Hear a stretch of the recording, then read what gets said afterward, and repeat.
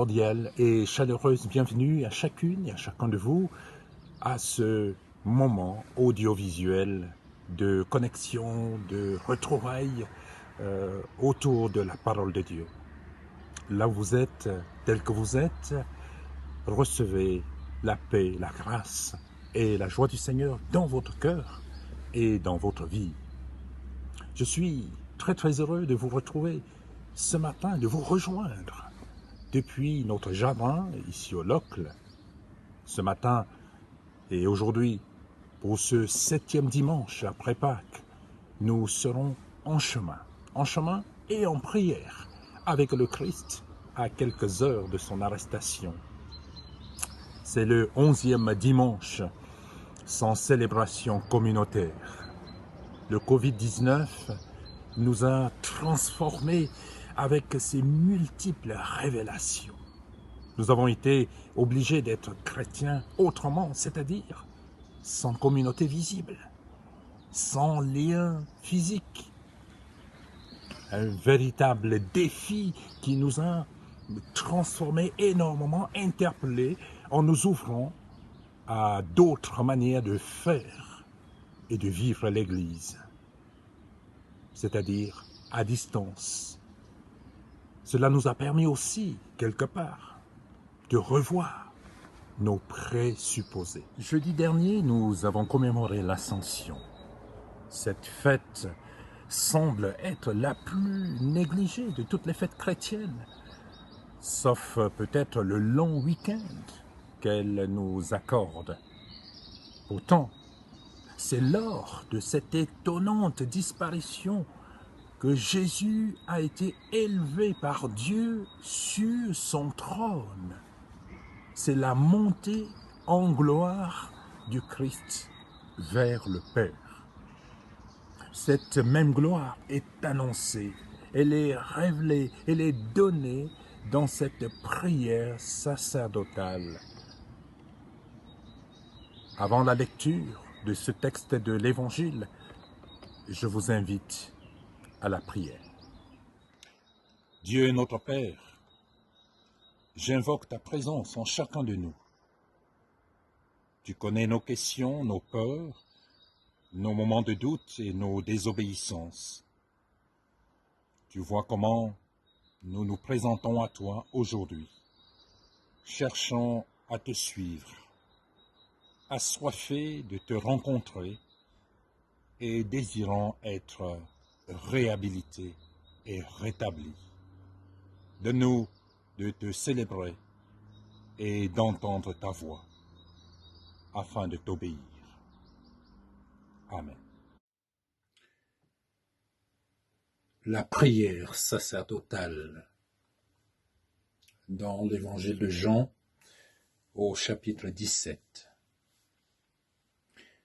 Après avoir ainsi parlé, Jésus leva les yeux au ciel et dit : « Père, l'heure est venue.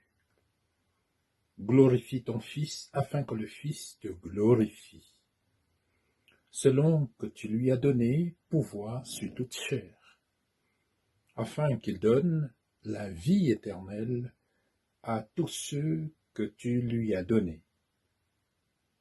Or, la vie éternelle, c'est qu'ils te connaissent, toi, le seul vrai Dieu, et celui que tu as envoyé, Jésus-Christ. Je t'ai glorifié sur la terre. J'ai achevé l'œuvre que tu m'as donné à faire. Et maintenant, toi, Père, glorifie-moi auprès de toi-même, de la gloire que j'avais auprès de toi, avant que le monde fût. J'ai manifesté ton nom aux hommes que tu m'as donnés du milieu du monde. Ils étaient à toi, et tu me les as donnés, et ils ont gardé ta parole. Maintenant, ils ont reconnu que tout ce que tu m'as donné vient de toi, car je leur ai donné les paroles que tu m'as données. Ils les ont reçues. Ils ont vraiment reconnu que je suis sorti d'auprès de toi, et ils ont cru que tu m'as envoyé. C'est pour eux que je prie. Je ne prie pas pour le monde, mais pour ceux que tu m'as donnés parce qu'ils sont à toi. Et tout ce qui est à moi est à toi. Et ce qui est à toi est à moi. Et je suis glorifié en eux. Je ne suis plus dans le monde. Eux sont dans le monde. Et moi, je vais à toi. Père Saint, garde-les en ton nom. Ce nom que tu m'as donné, afin qu'ils soient un comme nous. Lorsque j'étais avec eux, je gardais en ton nom ceux que tu m'as donnés. Je les ai préservés, et aucun d'eux ne s'est perdu, sinon le fils de perdition, afin que l'écriture soit accomplie. Et maintenant, je vais à toi, et je parle ainsi dans le monde, afin qu'ils aient en eux ma joie parfaite. Je leur ai donné ta parole, et le monde les a haïs parce qu'ils ne sont pas du monde, comme moi, je ne suis pas du monde. Je ne te prie pas de les ôter du monde, mais de les garder du malin. Ils ne sont pas du monde, comme moi, je ne suis pas du monde. Sanctifie-les par la vérité. Ta parole est la vérité. Comme tu m'as envoyé dans le monde, moi aussi je les ai envoyés dans le monde. Et moi, je me sanctifie moi-même pour eux, afin qu'eux aussi soient sanctifiés dans la vérité. Ce n'est pas pour eux seulement que je prie, mais encore pour ceux qui croiront en moi par leur parole, afin que tous soient un. Comme toi, Père, tu es en moi, et moi en toi, qu'eux aussi soient un en nous, afin que le monde croie que tu m'as envoyé. Et moi, je leur ai donné la gloire que tu m'as donnée, afin qu'ils soient un comme nous sommes un. Moi en eux et toi en moi, afin qu'ils soient parfaitement un et que le monde connaisse que tu m'as envoyé et que tu les as aimés comme tu m'as aimé. Père, je veux que là où je suis, ceux que tu m'as donnés soient aussi avec moi, afin qu'ils contemplent ma gloire, celle que tu m'as donnée parce que tu m'as aimé avant la fondation du monde. Père juste, le monde ne t'a pas connu, mais moi je t'ai connu, et ceux-ci ont connu que tu m'as envoyé. Je leur ai fait connaître ton nom, et je le leur ferai connaître, afin que l'amour dont tu m'as aimé soit en eux, et que moi, je sois en eux. Parole du Seigneur.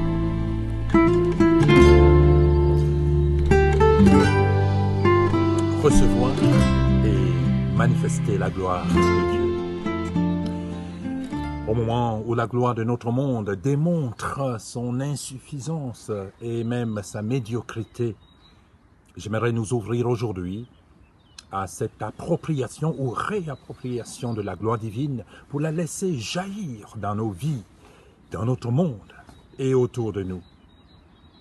Comme vous l'avez remarqué, ce n'est pas la gloire pour l'économie mondiale.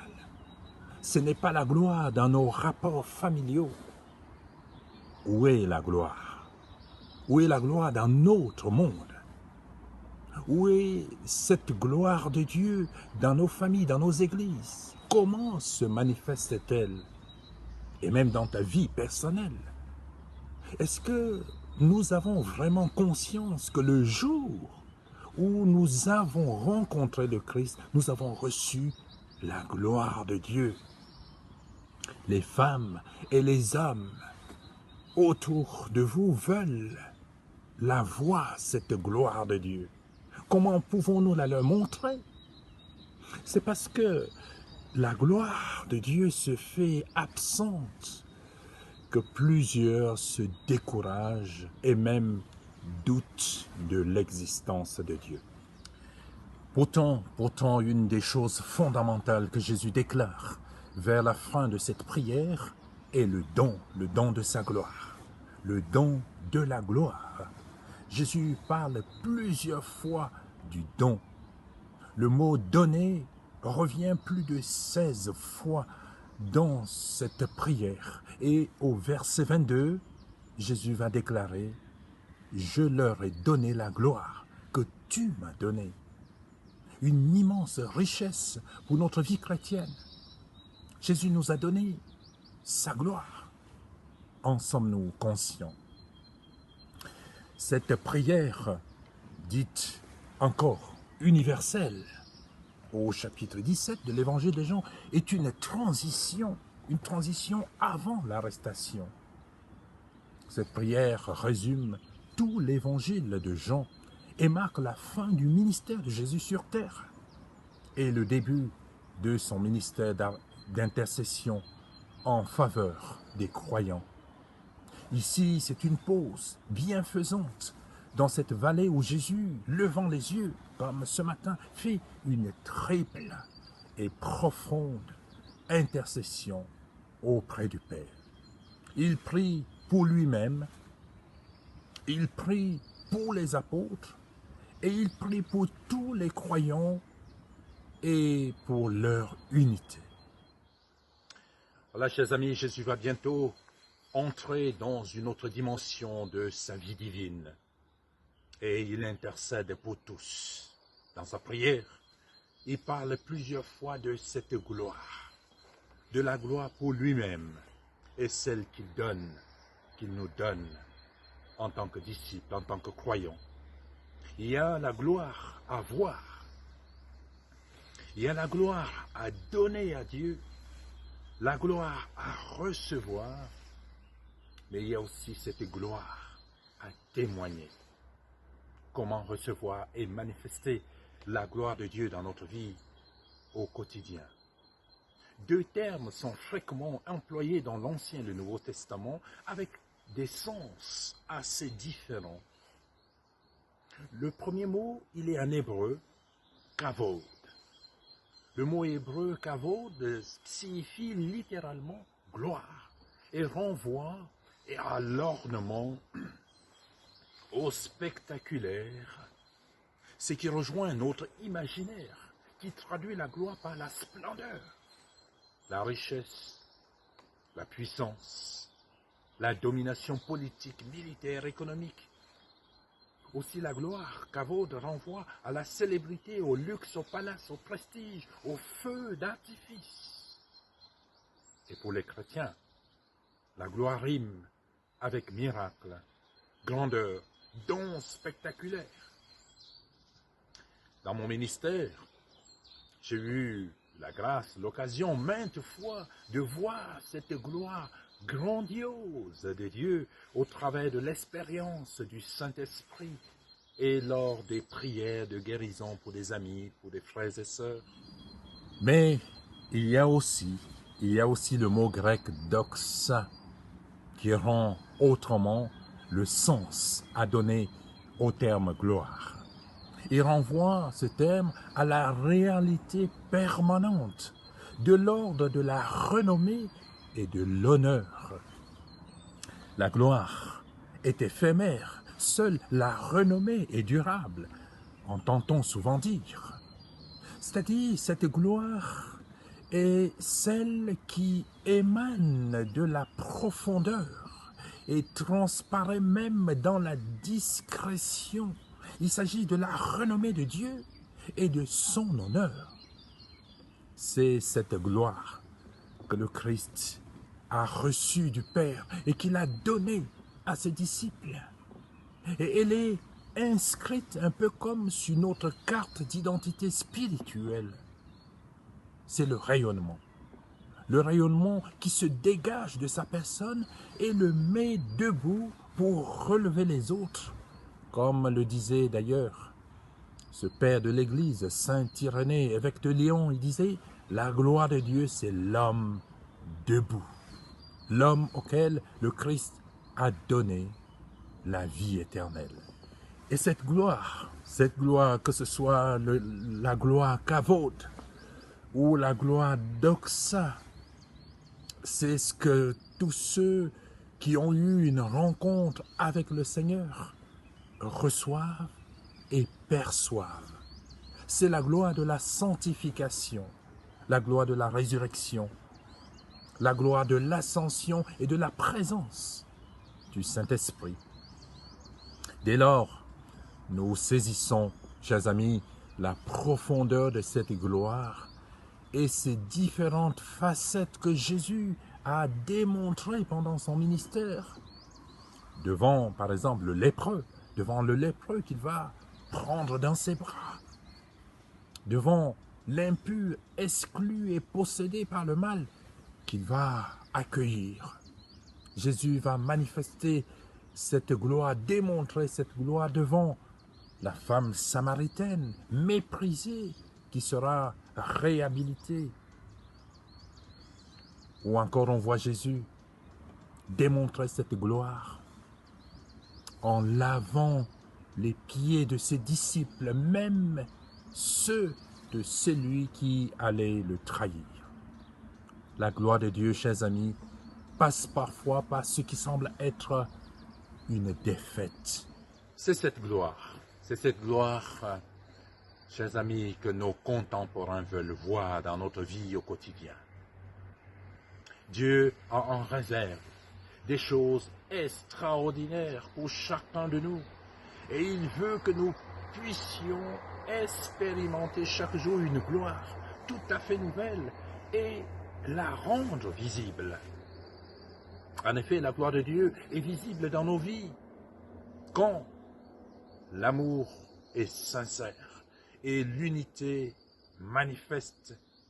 Dans sa prière, Jésus demande au verset 20, « Ce n'est pas pour eux seulement que je prie, mais encore pour ceux qui croient en moi par leur parole, afin que tous soient un, comme toi, Père, tu es en moi, et moi en toi, et qu'eux aussi soient un en nous, afin que le monde croie que tu m'as envoyé. » Versets 20 et 21. La gloire de Dieu est visible dans nos vies quand l'amour fraternel s'exprime par des actes et des paroles de bienveillance, des paroles d'entraide, des gestes d'entraide. D'ailleurs, saint Augustin disait, la gloire, c'est la capacité d'aimer sans limite. La gloire de Dieu est visible dans notre vie quand la bénédiction remplace la malédiction, quand on partage la joie et la peine des autres, quand l'humilité et la simplicité sont les marques de nos relations mutuelles. Ainsi, chers amis, nous comprenons que nous avons été créés pour manifester la gloire de Dieu dès lors que nous rencontrons le Seigneur et recevons la vie éternelle. La gloire de Dieu, ce n'est pas l'Église triomphante, c'est l'Église qui rayonne, qui laisse transparaître la gloire de Dieu au travers des gestes simples au quotidien pour illuminer notre entourage. Le paroxysme de la glorification terrestre des croyants par le Christ et la venue du Saint-Esprit sur les apôtres et la naissance de l'Église que nous allons commémorer dans quelques jours. Nous nous réjouissons de pouvoir nous retrouver au temple dimanche prochain. Reprendre les cultes au temple un jour de Pentecôte est un signal fort de redépart avec la puissance du Seigneur pour être des témoins de sa gloire autour de nous. Voilà, chers amis, soyons passionnés par la gloire de Dieu et rappelons-nous en toutes circonstances que nous avons reçu la gloire et que nous devons la vivre et en témoigner chaque jour pour la seule gloire de Dieu. Amen. Prions ensemble. Père, ta parole nous a redit ton amour pour ce monde. Aide-nous à porter en ton nom celles et ceux qui souffrent, les malades, les endeuillés, les révoltés, celles et ceux qui te cherchent, celles et ceux qui ont des responsabilités et tentent de construire un monde plus juste. Accorde-nous, Seigneur, d'être les témoins de ta fidélité et de ton amour. Donne-nous d'accueillir aujourd'hui encore ta gloire. Nous te prions aussi pour l'Église universelle. Donne-lui sagesse et humilité lorsque sa place est reconnue. Donne-lui aussi la force et le courage dans la persécution. Déconfine-la spirituellement et permets que le monde entier reconnaisse Jésus-Christ comme Seigneur et Sauveur. Amen. Un texte maintenant pour la route et pour cette semaine qui s'ouvre devant nous. Tu n'as pas d'autre main que ma main, Seigneur, pour faire du bien. Tu n'as pas d'autres yeux que mes yeux pour regarder avec bienveillance. Tu n'as pas d'autre bouche que ma bouche pour dire des paroles d'amitié. Tu n'as pas d'autre cœur que mon cœur pour aimer. Tu n'as pas d'autres oreilles que mes oreilles pour écouter les autres. Tu ne veux pas, Seigneur, d'autres messagers que moi, en cet instant, pour révéler ta présence aux hommes et aux femmes d'aujourd'hui. Allons, dans la paix, dans la joie du Seigneur. Amen.